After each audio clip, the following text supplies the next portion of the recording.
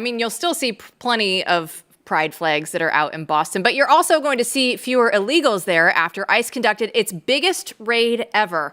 Acting ICE Director Todd Lyons gave some raw numbers during a press conference. These brave men and women have worked tirelessly to arrest approximately 1,500 criminal aliens and illegal aliens during Operation Patriot. In the beginning of May, ICE and its federal and state partners launched the whole-of-government effort to remove dangerous criminal aliens from all over the Commonwealth. Andrew Arthur is a former federal immigration judge and resident fellow in law and policy at the Center for Immigration Studies. So, Andrew, thanks so much for joining us here tonight. So, this raid, obviously, it's a pretty big win for the Trump administration. But where does it all go from here? So this is part of a much larger plan by the Trump administration and border czar Tom Homan to first get criminal aliens off the street and then encourage other aliens whose only crime was entering the United States illegally, which is a pretty significant crime, to leave the United States voluntarily. But with respect to the criminal aliens, keep in mind, Joe, that every one of these criminals that was apprehended by Todd Lyons and ICE officers as part of Operation Patriot is a person who was likely known to the Biden administration. Very few of these people, committed their crimes or were convicted of their crimes, just since January 20th. These are individuals who are allowed to live in the sanctuary state of Massachusetts for weeks, months, or years and continue to prey upon the local population, including almost exclusively on the immigrant population that the politicians in those areas claim to care so much for.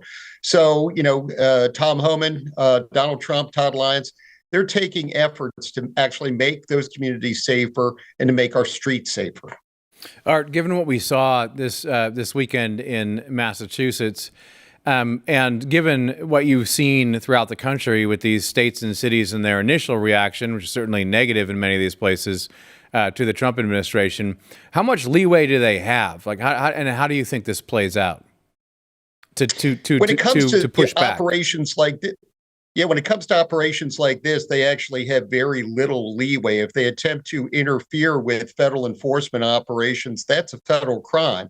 Now, if they simply, tell the locals, what their rights are, if ICE comes to them, it's probably, perfectly within their rights. But the only reason that ICE has had to take this action in Massachusetts is because Massachusetts won't let ICE officers into the safe confines of the local jails. That's where, when I started my career almost 33 years ago in San Francisco, of all places, the then INS was allowed to go through, identify criminal aliens, take them into custody, and get them off the street. Now, our officers are having to put themselves into danger by going into the community and finding these individuals. Hopefully, Matt, these communities will realize the frivolity of their ways and will come around. But until that happens, ICE is going to keep operating, and it's going to send signals to places like Massachusetts that deem themselves sanctuaries.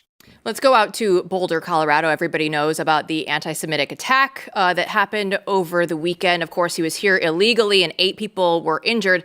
Let's go ahead and listen to Glenn Beck earlier today. A man, not a citizen. I want to make that clear. Not a citizen. Not even a guest of our country anymore. An illegal immigrant whose visa had expired not once, but 2 times. Why was he here? How many more like him are here, hiding in plain sight, walking amongst us? All right, that's what I want to dive in here with you. How many are there actually hiding in plain sight, like Glenn just mentioned there? So when you're talking about the unauthorized population, as they refer to it as a whole, the center conservatively estimates that it's about 15.5 million people.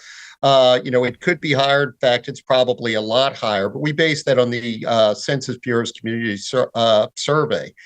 But, when you talk about visa overstays like this, back in 2015, then Senator Marco Rubio estimated that about 40% of the unauthorized population here were people who had been admitted to this country as non-immigrants who promised that they're going to leave at a time certain and go back to their homes abroad, who didn't. And this really is the part of the migrant crisis that festered under Biden. that we don't talk about. We talk about, the people who poured illegally over the border, but we don't talk about all those people who were rubber stamped at visa offices abroad, allowed to come to this country, who just didn't leave.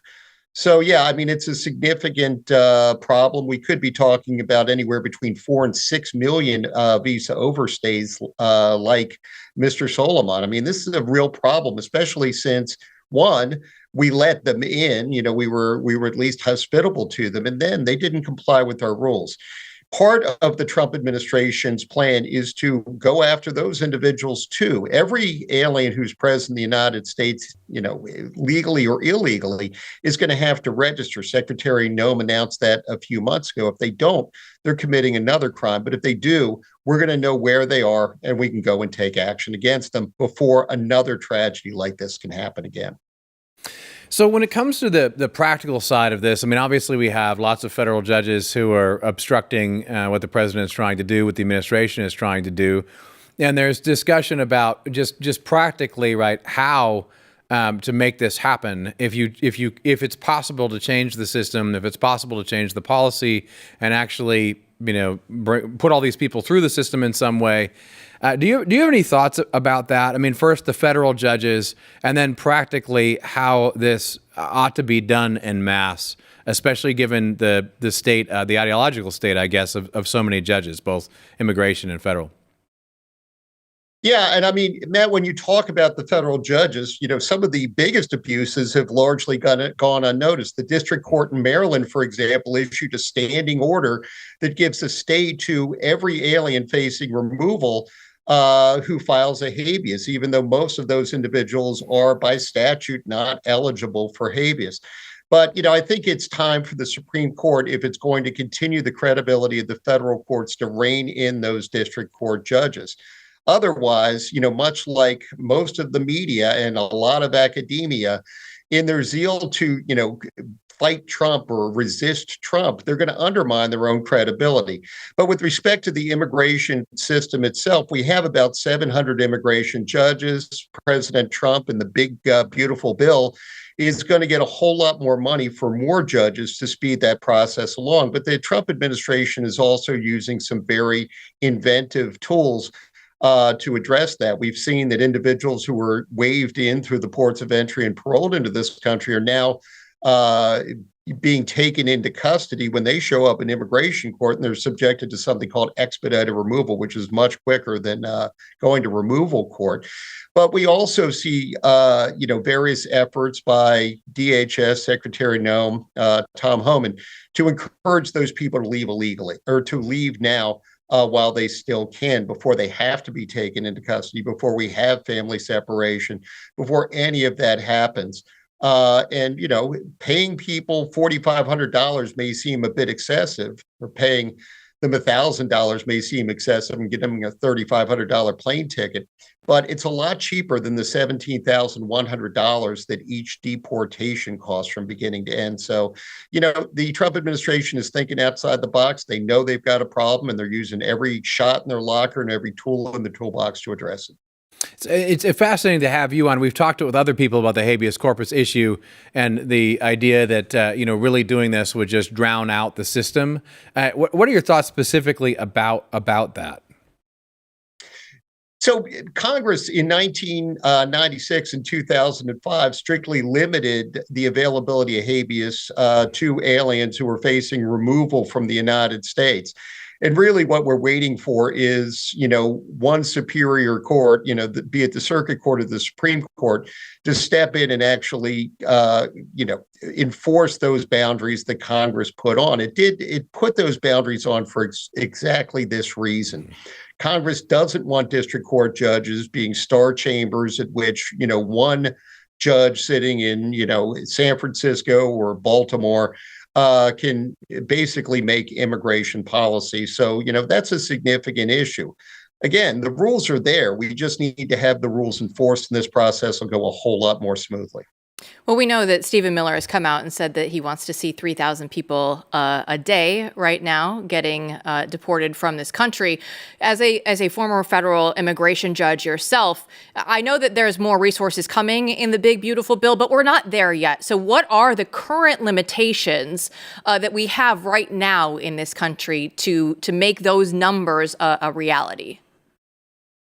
So back in 2012, my then colleague, John Morton, who was Barack Obama's first ICE director, estimated that ICE had the capacity to remove about 400,000 aliens per year. And, we could expand that by using military assets, by, enlisting the help of other federal partners to help ICE in its duties. But, at the tops, you're probably going to get to about 1 million people per year. The other part of that, though, the part that encourages people to leave by themselves without being ordered deported, is much more effective and will prove to be much more effective. Right now, I get calls from people all the time, questions asking me about, what's the likelihood that this person's going to be removed or that one.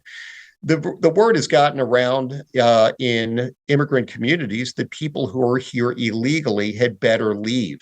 And I think that, it's going to take a while. We're going to have to go through the numbers from the Census Bureau to figure out how many of those people have in fact left. But Jill, I think that's really going to be the much more impactful part of the Trump administration's policies. It's going to be those people who pack up, who have made their money, who go home, not so much the number of people who are deported. Andrew Arthur, great stuff. Thanks so much for joining us here tonight. Really appreciate it. Thanks so much for having me.